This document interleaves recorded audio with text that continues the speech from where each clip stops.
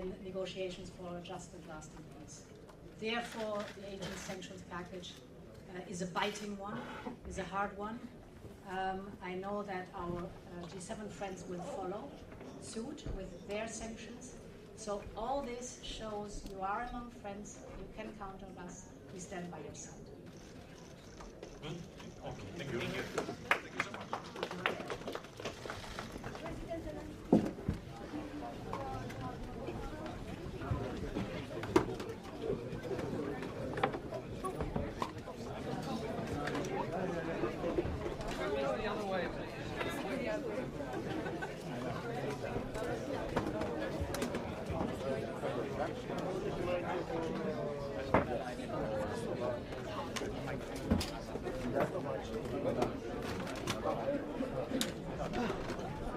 To leave? 10 minutes.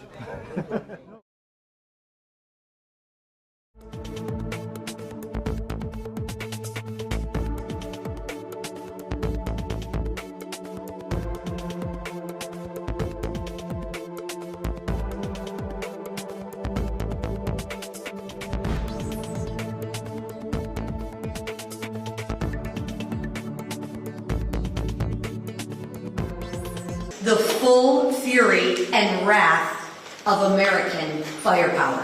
Because of President Trump's decisive action, the world is a safer place. And let me be clear, America is safer, Israel is safer, and our allies are safer. And like President Vance said, we are not at war with Iran. We are at war with Iran's nuclear program. The war against their nuclear program is already paying off. And thank you to President Trump for his decisive action again. Peace through strength is working. Now, switching gears, let me say this. The American people are waiting. They want to know with certainty that their taxes won't increase $5,000 next year. They want to know that violent, illegal immigrants are not in their communities anymore. But they don't have it yet. Because unfortunately, they're still waiting for the one big, beautiful act. And each day that goes by is another day that Americans don't have the certainty that they deserve. Whether you're a small business owner, a senior on Social Security, a tipped service worker, or a first responder working overtime to protect our communities, the One Big Beautiful Bill helps you. Americans should not have to wait any longer. There's no time to waste. Let's get this done. Let's send this bill to President Trump's desk so it can become law. Now, here with me today is a fellow Michigander. He's a real person with a real story, waiting for the One Big Beautiful Bill to become law. Sam Palmetter is the President of Engineering and New Product Development at Laser Marketing Technologies in my home district of Carroll, Michigan. There are leaders in laser marketing and engraving technology, and I'll let Sam speak more to this, but they are eagerly awaiting for the immediate expensing for research and development so that they can continue being a leader in innovation right here in the United States of America. And now, without further ado, I will turn it over to my constituent and my friend, Sam. Yeah, I don't need the box. Good morning. I'm not quite that tall, but I don't need that. So, just real quick, Lisa has been such a spitfire for us in our district, not just during an election campaign here. She's in our factories, in our offices, year after year, checking on us, seeing what we need in our areas, and we can't appreciate her more. In all honesty, this lady doesn't need to do this, and she's doing it from her heart, and I can't thank her enough for what she's doing personally to really help manufacturing in America. So with that, we get on track here for you all day. So thank you to House Republican leadership, including my Congresswoman, the awesome Chairman, Lisa McClain, for this opportunity to share the reason the big beautiful bill needs to be signed into law. As the founder of Laser Marketing Technologies over 20 years ago, and as a lifelong resident of Michigan, a manufacturing state, I've seen firsthand the demise of the manufacturing sector in America and good-paying manufacturing jobs. It has slowly been outsourced to other countries that have taken advantage of the U.S. My company is one of the last 2 laser technology companies fully owned and operated in America. We had a third competitor from Ohio that tried to hang on but went bankrupt and was subsequently purchased last year by a foreign entity. Now think about that, right? These are the guys, we're the ones that are in the background supplying a lot to the Department of Defense, other items that are critical to our sovereignty. This is going to foreign actors at home. So this is what's happening to America. Our manufacturing IP is being bought out to other countries. It needs to stop now, before we don't have the manufacturing and intellectual property to build what is needed for our military and other vital industries. So with that, the following items in the One Big Beautiful Bill Act that really matter to me and many other small business owners, not just in Michigan, but throughout the U.S., are the permanent increase of the qualified business income deduction to keep our taxes low and competitive on a global scale. Not just in the U.S., but we are competing against everybody else. So why is our taxes so much higher than other countries? No tax and overtime is great for my employees. Just imagine if you're in trades, right? You're a trades person and you work an extra 20 hours and you get your check and you look at it. You guys ever go through this, anybody? Maybe not, but if you're in trades or anything like that, even if you work at a grocery store and you see that overtime, you think you're going to bring that in, that's half of what you thought it was going to be because somebody else got their money and didn't go in your pocket and never will. Let's change that, right? That's part of this big beautiful bill. That's really, really phenomenal. And that should really resonate with everybody that's actually working with their hands, right? People that serve you food and everything. Specialty deduction, allowance for qualified production property. This will allow us to invest into the future and will immediately allow us to double our manufacturing space. So instead of expensing this off across 40 years, I'll be 90 years old by then, right? What's that going to matter to me? But if I can expense our manufacturing additions and new buildings that we need to build so we can supply the machinery for the U.S., we can do that and immediately write that off. And that means something because that puts it back in and we put it right back into our local economy.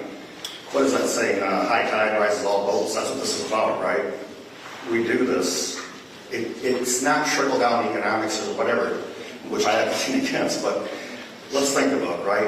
If we are putting this money back into the U.S. manufacturing or tradespeople are building these buildings and then qualified good paying jobs for workers. So the One Big Beautiful Act encourages American businesses to create new things in the U.S. to get our economy back on track. This bill incentivizes us to create new jobs in the U.S., and we are incentivized to manufacture in the USA. And with this new law, we will continue to do this, but at a much, much faster rate. I'm excited to keep making it in America for America. Thanks. Great job. The One Big Beautiful Bill is a once-in-a-generation opportunity to deliver real-life results to the American people, as you just heard from Sam. From energy producers in Louisiana to police officers in Minnesota, this landmark legislation truly holds promise for every single American. Today's guests are a testament to that. I'm proud to welcome James Stewart to speak this morning on the impact of the One Big Beautiful Bill that it will have on law enforcement officers in Minnesota and across America. With more than 30 years of frontline experience, Sheriff Stewart is here today on behalf of the Minnesota Sheriff's Association to represent the men and women who sacrifice their safety, comfort, and time to keep us all safe. Some even make the ultimate sacrifice with their lives. President Trump and House Republicans stand with our nation's brave law enforcement officers. The One Big Beautiful Bill makes clear that we don't just do so with words, but with our actions. President Trump campaigned on no tax on overtime, and now we're following through on that promise. To the benefit of our men and women in blue, by the way, and their families, and I thank the President for his vision of a prosperous America that truly appreciates and honors the bravest among us. With that, I'll turn it over to Sheriff Stewart from Minnesota's 6th Congressional District. Well, thank you, Congressman Emmer, for inviting me to speak this morning and for your leadership. My name is James Stewart. I'm the Executive Director and CEO for the Minnesota Sheriff's Association, former Vice President for the National Sheriff's Association, and retired Sheriff of Anoka County, located in Minnesota's 6th Congressional District. After more than 30 years in law enforcement, I know the sacrifice that is required to carry out the mission of protecting our communities. The sacrifice of late nights, weekends, and holidays away from the dinner table and special events with your family. Early mornings out the door before your children even wake up, and the mental toll of routinely encountering scenes that no human should ever have to witness. And the ultimate sacrifice some officers make with their life in exchange for a safer tomorrow for the people that they proudly serve and protect. Law enforcement officers sometimes work 100+ hours per pay period. And not only is that time spent away from their family and their friends, it is more time in the line of duty, putting their lives at risk. No tax and overtime pay would benefit our protectors all across the country in tremendous ways. The increase in take-home pay for these deputies and officers rewards the extra hours and the extra efforts that they devote to protecting their communities, impacting their own lives in significant ways. That is more money in their pockets to save, to invest, and to grow. With more net pay, our protectors could reduce financial burdens and ultimately the related stresses, and rely less on second jobs, and better focus on serving others in their demanding roles. But no tax and overtime won't just lead to a bigger paycheck. Law enforcement agencies across America right now are facing staffing shortages and struggle with recruitment and retention like never before. No tax and overtime would help keep seasoned officers on the force longer and decrease that turnover. The One Big Beautiful Bill passed by the House is the opportunity to honor our men and women in blue and reinforce the vital role that they play in our communities. The no tax and overtime pay policy is a clear message of respect and support to our nation's law enforcement officers, and the impact of this legislation cannot be understated. Our protectors across America want to see this change, and you all have the power to make it happen. I commend House Republicans for the work that they've done thus far to move this policy closer to the finish line, and I ask on behalf of peace officers across Minnesota and our entire nation that you continue full steam ahead in that work. For the moms missing dinner with their families tonight, and for the sons missing their birthdays for their families this weekend, and for the men and women in blue putting their lives on the line day after day and hour after hour, let's make this happen. Thank you. Well, over the weekend, we saw President Trump take strong and decisive action to ensure that Iran does not any longer have a nuclear weapons program. Not only did the president work with our allies in the region, of course working very closely with Israel, but the president defended America. Again, let's not forget, the Ayatollah and many others in his leadership structure have been chanting death to America for years as they tried to get a nuclear weapon under previous presidents who let this build and build for decades, and the world knew one day it had to be confronted. But the president didn't just take that strong and decisive action under the War Powers Resolution. In compliance with that law, he notified Congress within 48 hours of the actions that were taken. And hopefully that's as far as it's going to go. The president announced yesterday that there is now a ceasefire. Again, peace through strength, they're not just words. They have to be actions that a president of the United States who's strong and bold and decisive is willing to take those steps to keep America safe. And I think most people in the civilized world know that a nuclear-armed Iran is not just bad for America, but it's bad for other countries all around the world. Now, we've got another busy week here in Washington. Today, we're going to be debating the resolution to condemn the political violence in Minnesota. I think you'll see a very strong bipartisan message being sent by Congress that political violence is never acceptable. And you see the actions over the weekend with the state representative and her husband who were brutally murdered, the senator who was nearly killed. We keep all of them in our prayers and their families. But we know that justice will prevail, and ultimately, in America, we need to be united when we say that political violence is never the answer. We're going to also bring more legislation to protect Americans from illegals who come here and commit violence against our constituents. Somebody gets a DUI here while they're here illegally. And I saw this in my own district, where you had an illegal who came about 8 times the legal limit and murdered an 18-year-old girl and her boyfriend. And he was fine, but they are no longer with us. And we see this every day in communities all across the country. We've given President Trump some tools in law, like the Lake and Riley Act, to keep us safe from people who come here illegally and commit violent acts against our citizens. This will be one more of those tools. Of course, Friday we're going to have a vote to stand up for our ICE agents and for law enforcement in Los Angeles and other communities who are trying to keep us safe in the face of these violent riots, like the LA riots that you're seeing. That will be Friday.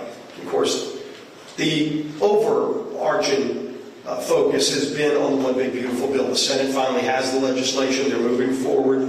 We've continued up here to talk about so many great things that this will do to get our economy back on track, to put more money in the pockets of hardworking families through so many provisions, like certainty in the tax code, ensuring that you don't have a massive tax increase that would hit lower and middle income families. No tax on tips, no tax on overtime, the ability to have bonus depreciation, some of the other things that would bring investment into this country. But we also have so many other provisions. Border security, of course, is one. But energy security is a big component of this bill to allow America to continue producing more oil so we don't have to be dependent on foreign countries. So world markets aren't worried about an action Iran might take. When you saw them talking about shutting off the Strait of Hormuz, you really didn't see much of a change in oil prices because America and our allies can now pick up the slack because you have a President, Donald Trump, who wants to open up more American energy opportunities.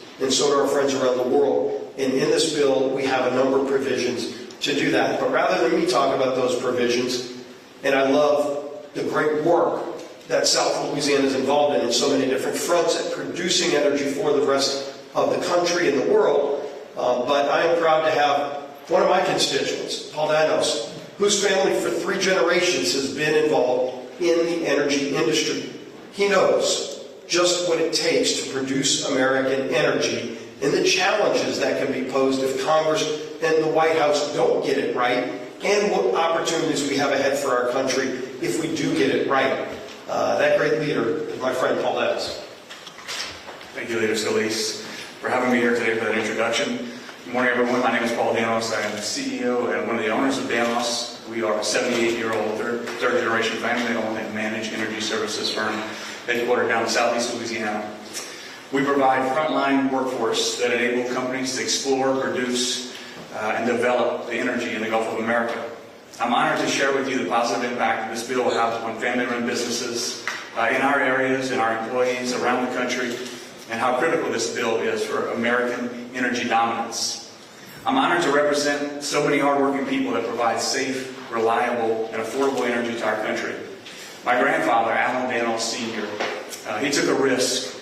He had a dream in 1947 to create jobs for his community, prosperity for his community, and security for our nation. During the previous administration, that sort of innovation and spirit was stifled. Oil and gas leases were canceled, they were nullified, and altogether stopped.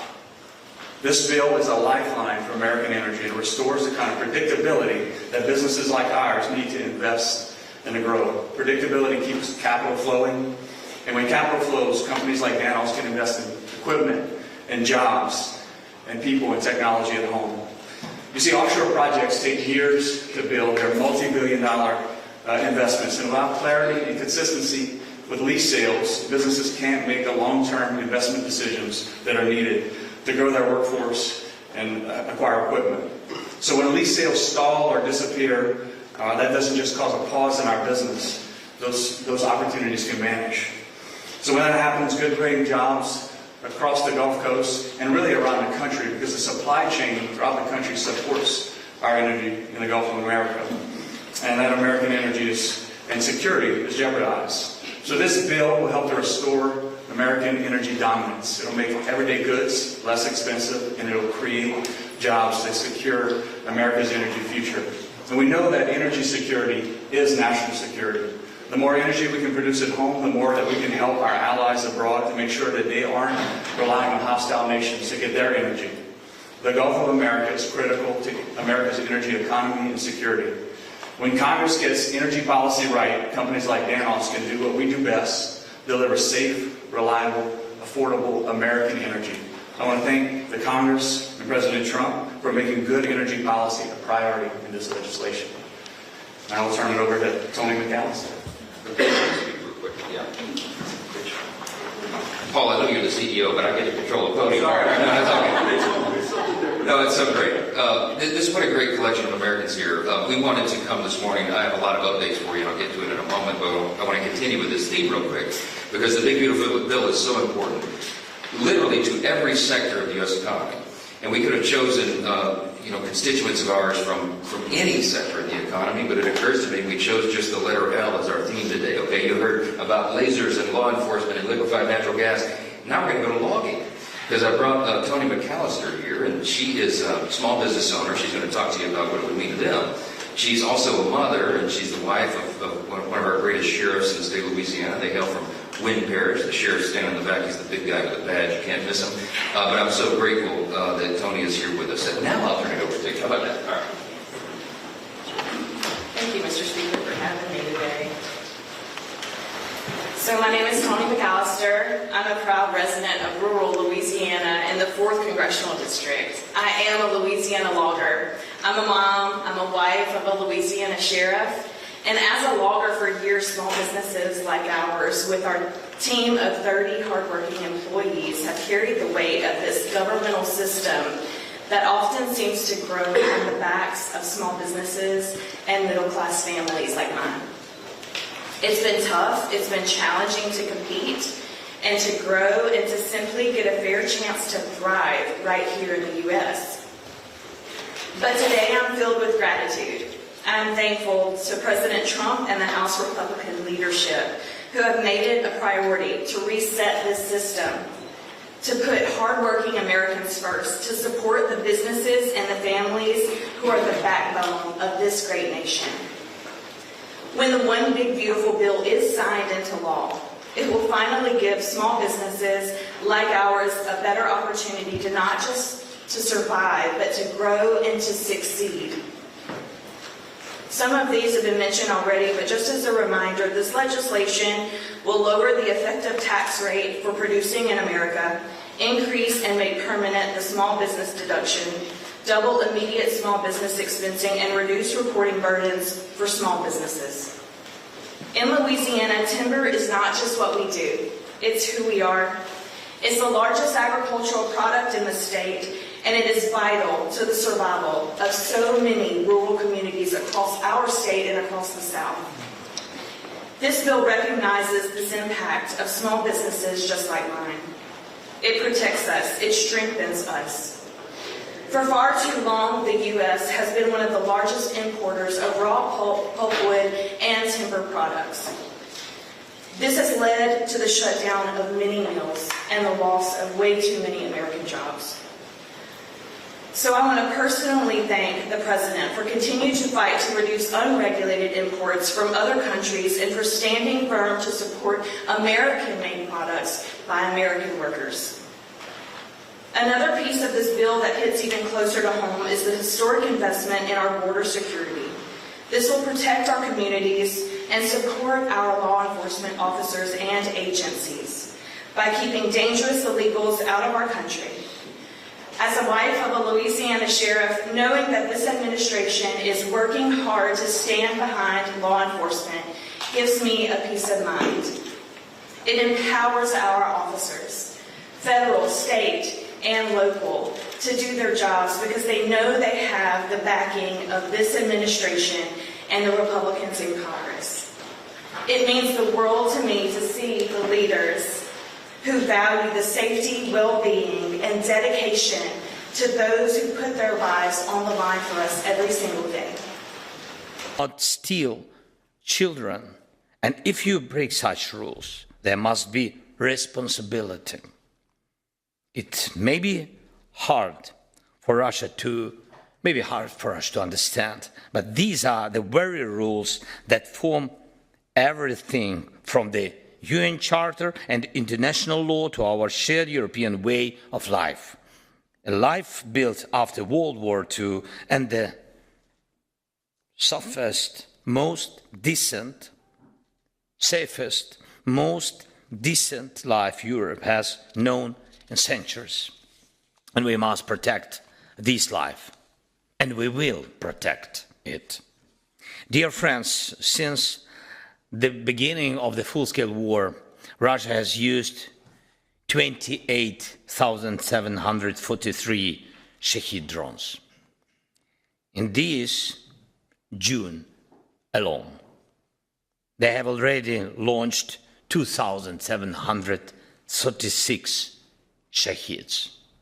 Russia could never have done this without its ties to the regime in Iran. And we in Ukraine could never have shut down most of these drones without your solidarity and the support of our partners. This fact speaks for itself. To truly end this war and build a real lasting peace, we need to act on two main directions. First, maximum isolation of Russia. That means political isolation, sanctions of all kinds, and cutting off any cooperation that helps them survive and keep fighting. Every scheme that keeps them going must be shut down, and I urge you to stay strong and principled in your pressure on Russia. We need a strong 18th EU sanctions package. We need tough, painful sanctions on Russian oil. There are many discussions right now about different options for a price cap on Russian oil. What matters most is that the price cap actually works, and when we talk about a price cap, it's important to remember any drop in Russia's oil revenue helps bring peace closer. But what really hurts them and truly limits their ability to wage a war is a cap at $30 per barrel. The world needs to reach this level, not only to help stop Russia's war against us, but also to prevent any future military operations Russia might launch against Europe and the allies. War plans must become deadly expensive for Russia. We need to truly block their tanker fleet and cut them off from international banking. That is what works. And the second direction, stability in defense support. I urge you to back all long-term programs of support and cooperation with us, with Ukraine. Russia must see that Ukraine will not be left alone and that Europe will not back down. And I thank the Netherlands for the new and very important defense package, especially the support for Ukraine's own weapons production. And it's vital to support the need for other European countries to raise their defense spending. Russia is stronger than any one of us alone, but it is weaker than all of us together. That's how Putin thinks in terms of potential, his own potential, and the potential of those he sees as targets or